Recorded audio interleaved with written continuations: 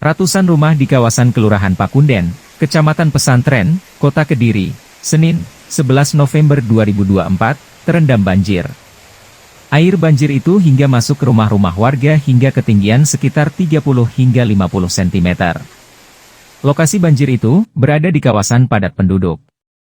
Selain itu, pada saat bersamaan juga terjadi angin beliung di Kelurahan Bujel, Kecamatan Mojoroto. Akibatnya, puluhan rumah warga gentengnya terbang terbawa angin, hingga air hujan masuk ke rumah-rumah warga. Bahkan, ada salah satu warga yang hampir seluruh gentengnya terbang di bawah angin, hingga dia harus mengungsi ke rumah saudaranya. Untuk banjir di Kelurahan Pakunden, sebenarnya di kawasan tersebut hampir setiap tahun terjadi banjir, karena kawasan itu lokasinya agar menjorok ke bawah.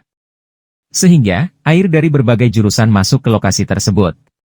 Padahal, di sebagian sisi jalur saluran air di kawasan itu, terlihat baru dibangun, tetapi terkesan kurang berguna saat hujan deras turun. Selama ini terkesan kurang ada penanganan yang komprehensif untuk mengatasi banjir di kawasan itu.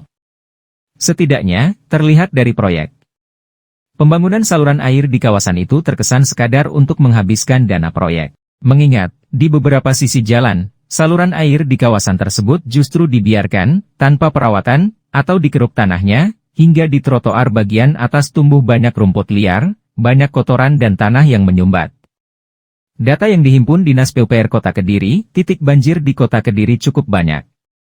Selain di kawasan Perkampung Kelurahan Pakunden, banjir juga terjadi di Jalan Joyoboyo, Jalan Kilisuci, Jalan Diponegoro, Jalan Hasanuddin, dan masih banyak lagi, padahal, di kawasan-kawasan tersebut, sebelumnya juga sudah ada pembangunan saluran air. Intensitas hujan sangat lebat dalam waktu lama, sekitar 1-2 jam.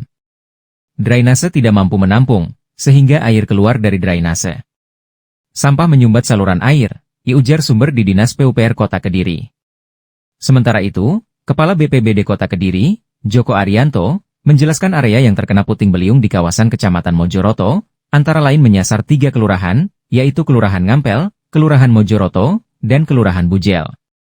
Korbannya mencapai sekitar 50 rumah warga.